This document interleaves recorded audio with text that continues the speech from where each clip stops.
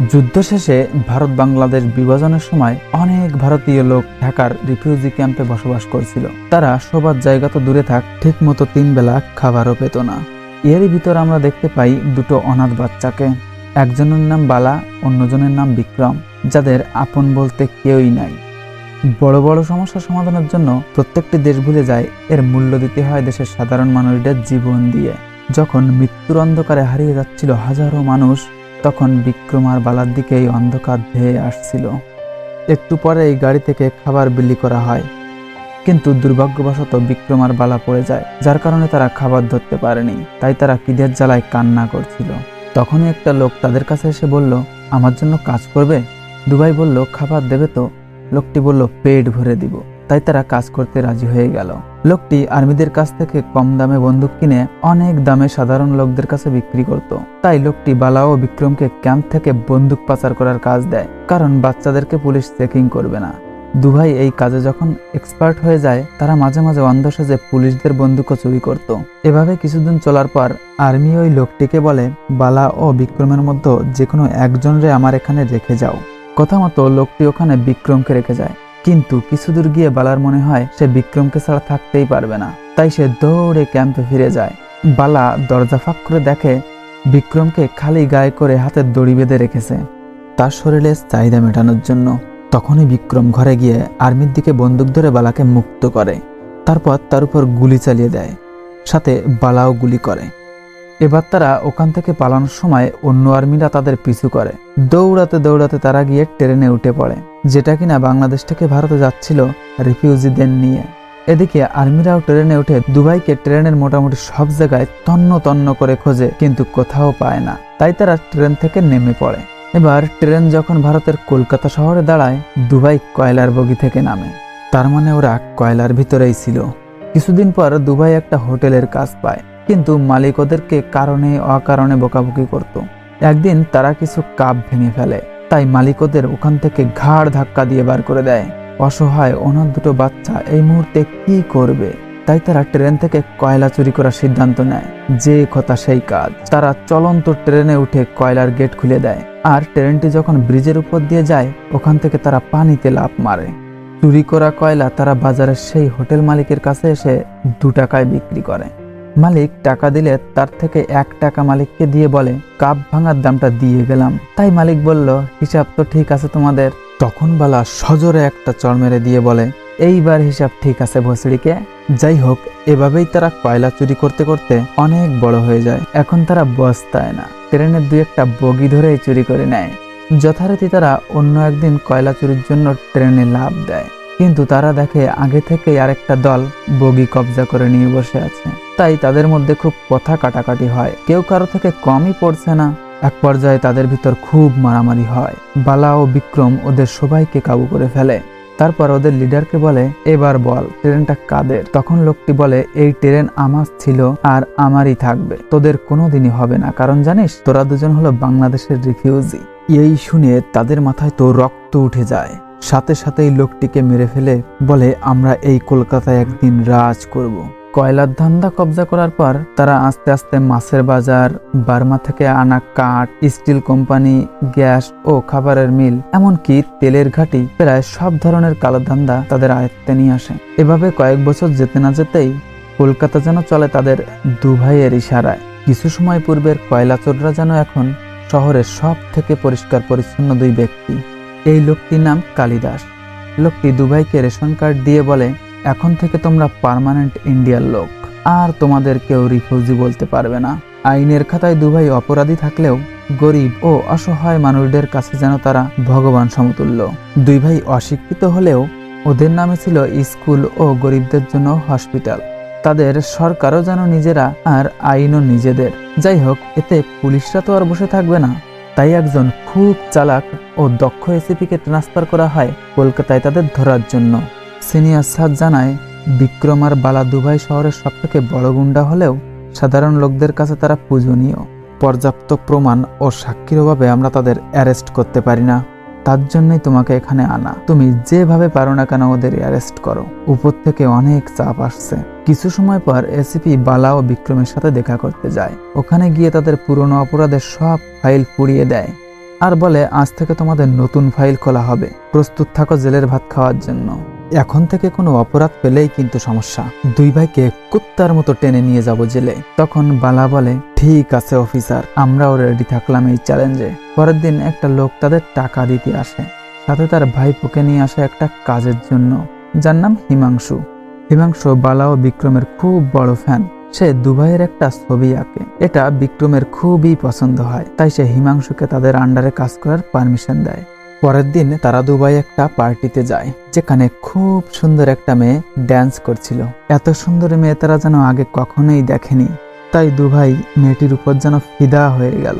কিন্তু সমস্যা হলো এসিপি ওদের ধরতে আসে, কারণ ওই পার্টিতে কালো ধান্দাবাজদের আড্ডা হয়। তবে এসিপি আসার আগে বুদ্ধি করে দুভাই ওখান থেকে চলে যায়, কিন্তু তাদের মন যেন ওই মেয়েটির কাছে রেখে আসে। দুজনই মেয়েটিকে খুব ভালোবেসে ফেলে, তাই তো দুভাই মেয়েটির দিকে যে যার মতো করে লাইন মারতে থাকে, কিন্তু মেয়েটি তাদের সাথে প্রথমে খেলছে। পরের দিন সকালে বালা ও বিক্রম ঘুমিয়ে ঘুমিয়ে মেয়েটির স্বপ্ন দেখছিল। ওই মেয়েটির নাম নন্দিতা। তখনই নন্দিতা তাদের রুমে চলে এসে দেখে অনেক বেলা হয়ে গেছে, কিন্তু তাও দুবাই ঘুমিয়ে আছে। তাই নন্দিতা পাশে থাকা এক বালতি পানি তাদের গায়ে ছুঁড়ে মারে।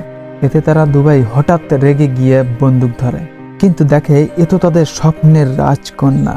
তখন তারা দুভাই একসাথেই বলে আমি তোমাকে খুব ভালোবাসি প্রিয়, কিন্তু একজন মানুষ দুজনের সাথে তো আর প্রেম করা যায় না। তাই নন্দিতা বলে আমি তোমাদের 1 সপ্তাহ সময় দিচ্ছি, তার ভিতর যে আমার মন জয় করতে পারবে আমি সারা জীবন তার হয়েই থেকে যাব। পরপরই আমরা কিছু গানের সিন দেখতে পাই, যেখানে দুভাই আপ্রাণ চেষ্টা করছে বিভিন্নভাবে নেচে গান গেয়ে নন্দিতার মন জয় করার জন্য। এভাবেই 1 সপ্তাহ কেটে যাওয়ার পর দুবাই নন্দিতার কাছে চলে আসে জানতে যে কে তার মন জয় করতে পেরেছে। তখনই মেয়েটি 2টা টিকিট বের করে দিয়ে বলে এই সিনেমার ভিতরে উত্তর লুকিয়ে আছে, কাল এটা দেখলে বুঝতে পারবে আমি আসলে কাকেই ভালোবাসি। বিক্রম আর বালার যেন আর তর সইছে না, তারা দুভাই সারা রাত নন্দিতার কথা চিন্তা করতে থাকে। পরের দিন সন্ধ্যায় তারা সেই সিনেমা থিয়েটারে যায়। সিনেমাও চলে। কিছু সময় পরে হঠাৎ নন্দিতা পর্দার সামনে নাচে, এই দেখে দুভাই তো আরো আনন্দ পায়। তবে ওখান থেকে একটা লোক উঠে নন্দিতাকে কিসব যেন বলে, তাই বালা রেগে গিয়ে একটা চড় দিয়ে লোকটিকে ওখানে বসতে বলে, কিন্তু লোকটি বালার দিকে বন্দুক ধরে। তাই বালা আরো রেগে গিয়ে তাকে ঘুষি মারে। সাথে সাথেই সেখানে বিরাট এক হট্টগোলের সৃষ্টি হয়ে যায়। লোকজন যেন যে যার মতন এদিক ওদিক ছোটাছুটি করছে। এদিকে বালা সেই লোকটির সাথে মারামারি করতে করতে হঠাৎ তাকে গুলি করে মেরে ফেলে। এই দেখে বিক্রমকে বলে ভাই এখান থেকে তুমি যেভাবে হোক পালিয়ে যাও, আর একটা ব্রিজের নিচে দেখা করতে বলে। যখন তারা দেখা করে বিক্রম বালাকে বলে চারিদিকে পুলিশ তোমাকে এখন খোঁজাখুঁজি করছে, ভাই তোমার কিছুদিন গা ঢাকা দেওয়া উচিত, তুমি কালিদাস কাকার বাড়ি চলে যাও। কিন্তু বালা বলেন আমি নন্দিতার উত্তর না শুনে কোথাও যাব না, তাতে যা হয়ে যাক যাক। তখনই বিক্রম বলে ভাই পাগলের মতন কাজ করাই যাবে না, এখন এসিপি আমাদের পিছনে কুত্তার মতো লেগে আছে, তোমাকে পেলেই জেলে ভরে দেবে। বালা বিক্রমের কথা মেনে নেয়, কিন্তু তাকে একটা প্রতিজ্ঞা করতে বলে যে আমি যতদিন লুকিয়ে থাকবো তুমি নন্দিতার সাথে দেখা তো দূরে থাক, কথাও বলবা না। তখন বালা বিক্রমকে জড়িয়ে ধরে বলে ভাই তুমি আমার পরে বিশ্বাস রাখতে পারো। এবার বালা ওখান থেকে চলে যায়। পরের দিন এসিপি বিক্রমের কাছে এসে বলে বালা যদি কলকাতায় পা রাখে বিক্রম, আমি কিন্তু ওকে ক্রস ফায়ার দিয়ে দেব। এবার আমার কাছে সাক্ষীও আছে আর প্রমাণও আছে। কিন্তু বিক্রম কিছুই বলে না, সে চুপ থাকে। পরের দিন নন্দিতা বিক্রমের সাথে দেখা করতে আসে, কিন্তু বিক্রম বলে বালা না ফেরা পর্যন্ত আমি তোমার সাথে কথা বলতে পারবো না, প্লিজ তুমি এখান থেকে চলে যাও। তখন নন্দিতা বলে দুঃখ পেও না, আমি তোমাকেই ভালোবেসে ফেলছি, আর আমি দুর্গা মায়ের সামনে প্রতিজ্ঞা করেছিলাম এইবার পূজায় আমি আমার ভালোবাসার মানুষটিকে নিয়ে আসব। তুমি যদি আমার সাথে না যাও আমার এই মুখ আমি তোমাকে কোনো দিনও আর দেখাবো না। কিন্তু বিক্রম শেষমেশ রাজি হয়ে পূজাতে যায়। তবে সমস্যা হলো এই খবর বালার কানে চলে যায়, তাই সে রেগে মেগে বলে এত বড় ধোঁকা, এইবার আমি কয়লার খনির মতন পুরা কলকাতা ফাটিয়ে দেব। তাই বলে সে পূজার ওখানে চলে আসে। এদিকে আমরা বুঝতে পারি হিমাংশু পুলিশের খবরই। সে পুলিশকে বলে দেয় যে বালা এসছে। দূর থেকে বালা নন্দিতার সাথে বিক্রমকে নাচতে দেখে খুব কষ্ট পায়। এদিকে এসপিও বালাকে ভিড়ের ভিতর খুঁজছে। কিছু সময় পর দুই ভাই যখন এক জায়গায় হয়, বালা বিক্রমকে বলে তুই যদি একবার বলতিস ভাই, আমি তোকে নিজের হাতে বর সাজাতাম, কিন্তু তুই এত বড় ধোঁকা দিলি কেন আমাকে? বিক্রম অনেকভাবে বোঝানোর চেষ্টা করে বালাকে, কিন্তু সে কিছুই বুঝতে চায় না। সে তার পেটে বন্দুক ধরে। ঠিক তখনই এসিপি সেখানে চলে আসে আর বালা বিক্রমকে গুলি করে দেয়, কিন্তু দুর্ভাগ্যবশত গুলি নন্দিতার গায়ে গিয়ে লাগে। তাই বালা ওখান থেকে দৌড়ে গিয়ে নদীতে ঝাঁপ দিয়ে পালিয়ে যায়। পরের দিন আমরা নন্দিতাকে দেখতে পাই হাসপাতালে। সৌভাগ্যবশত খুব বড় একটা ক্ষতি হয়নি তার। এদিকে বালা কালিদাস কাকার কাছে গিয়ে বলে, তুমি যেভাবে পারো নন্দিতার ঠিকানা এনে দাও আমাকে, না হলে কিন্তু আমি পুরো কলকাতায় আগুন লাগিয়ে দেব। কালী কাকা বিক্রমের কাছে এসে বলে, ছোটবেলার বন্ধুত্ব তোমরা একটা মেয়ের জন্য শেষ করে দিবে? তখন বিক্রম বলে, ওকে নন্দিতাকে ভুলে যেতে বলো, তাহলে আমি ওকে মাফ করে দেব। কিন্তু বালা বলে, আমি কোনো মাপ চাওয়ার ভিতর যাব না, ওই আমার সাথে বিশ্বাসঘাতকতা করছে। আমি এর শেষ দেখে ছাড়বো কাকা, এখন আমাদের সম্পত্তি ভাগ করতে হবে। বিক্রম কথা মতো বালাকে কাগজ কলমে অর্ধেক সম্পত্তি দিয়ে দেয়, কিন্তু বালা তখন বলে নন্দিতাকেও ভাগ করতে হবে। এই শুনে বিক্রমের মাথা আরো গরম হয়ে যায়। তখন দুবাইয়ের ভিতর চরম ফাইট হতে থাকে, কেউ কারো থেকে কম পড়ছে না। কিন্তু এক পর্যায়ে এসে বালা হেরে যায়। তখন বিক্রম তাকে ওয়ার্নিং দিয়ে বলে, তুই যদি এরপর নন্দিতার নামও মুখে নিস, তোর জিহ্বা আমি টেনে ছিঁড়ে ফেলবো।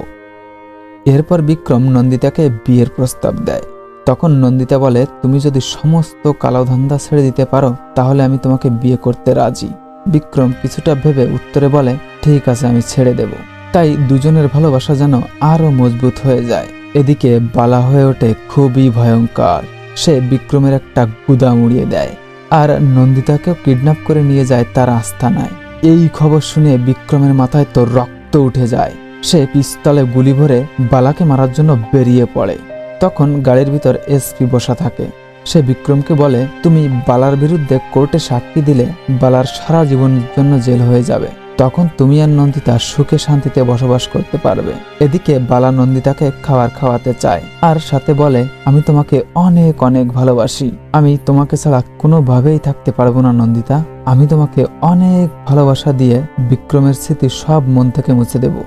এমনভাবে বেশ কিছু সময় ধরে খুব বোঝানোর চেষ্টা করে, কিন্তু তাও নন্দিতার রাজি হয় না। এবার বালা রেগে গিয়ে নন্দিতার দিকে পিস্তল ধরে বলে, তুমি যদি আমার না হও, আমি তোমাকে আর কারো হতে দেব না, এক্ষুনি গুলি করে মেরে ফেলবো। তখন নন্দিতা বলে, হ্যাঁ হ্যাঁ, আমাকে মেরেই ফেলো, কিন্তু মারার আগে একটা সত্যি জেনে যাও, তোমরা দুজনে একই কয়লা খনি থেকে বেরোলেও বিক্রম হীরা আর তুমি কয়লাই থেকে গেলে। সেদিন বিক্রম আমার কাছে না গিয়ে তোমার জন্য অপেক্ষা করছিল, কারণ সে তোমাকে প্রমিস করেছে, কিন্তু আমি ওকে বলছিলাম আমার সাথে যেতে, এমনকি ভালোবাসার দিব্যিও দিয়েছিলাম। তাই বিক্রম আমার সাথে পূজায় যেতে রাজি হলো, কিন্তু তুমি কিছু না জেনে না বুঝে ওর উপর গুলি চালিয়ে দিলে। এই তোমার ছোটবেলার বন্ধুত্ব? বাহ বালা বাহ, এখন আমি বুঝতে পারছি বিক্রমকে চয়েস করে আমি কোনো ভুল করিনি। নন্দিতার মুখে এসব কথা শুনে বালার মাথায় যেন আকাশ ভেঙে পড়লো। তার এখন বিক্রমের জন্য খুব খুব আফসোস হচ্ছে। তাই সে নন্দিতাকে কলকাতায় রেখে আসে। আর এদিকে বিক্রম এসপির কথায় রাজি হয়ে যায়। সে বালার বিরুদ্ধে কোর্টে যায় সাক্ষী দিতে, কিন্তু হঠাৎ সেই লোকটাকে দেখতে পায় যাকে গুলি করছিল বালা সিনেমা থিয়েটারে, যার মৃত্যুর মামলায় এখনো বালা পলাতক। লোকটি দৌড় মারে আর বিক্রম পিছু করে। লোকটি পালিয়ে বেঁচে গেলেও তার মানিব্যাগ বিক্রম পেয়ে যায়। তখন একটা কার্ড দেখে বিক্রম বুঝে যায় লোকটি পুলিশ। এদিকে নন্দিতা এসপির কাছে এসে বলে, আমি এই মিশনে আর থাকতে চাই না। ওহো, নন্দিতা দেখে পুলিশ ইন্সপেক্টর, এটা তাহলে দুবাইকে আলাদা করার জন্য এসপির চাল ছিল। এবার নন্দিতা বিক্রমের কাছে গেলে বিক্রম বলে, আমার বুঝতে আর বাকি নেই, এখন বিক্রমের কাছে যাওয়া উচিত আমার, না হলে বিরাট বড় ক্ষতি হয়ে যাবে। নন্দিতা বিক্রমকে আইনের সাহায্য নিতে বললে বিক্রম তাতে রাজি হয় না, বলে এই আইনের কারণেই আমাদের মতন গুন্ডা তৈরি হয়। এই বলে বালার কাছে যাওয়ার সময় নন্দিতা পিস্তল ধরে বলে, আর এক পা বাড়ালে আমি তোমাকে গুলি করে দেব। বিক্রম তো তখন অবাক, কারণ এত বড় ধোঁকা সে আগে কখনোই খায়নি।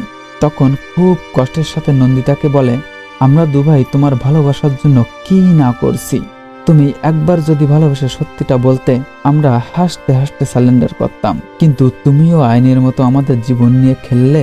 নন্দিতা বারবার মানা করার সত্ত্বেও বিক্রম বালার উদ্দেশ্যে রওনা দেয়। তখন নন্দিতা গুলি করতে গিয়েও করল না, সে মনে মনে বিক্রমকে প্রচুর ভালোবেসে ফেলছিল।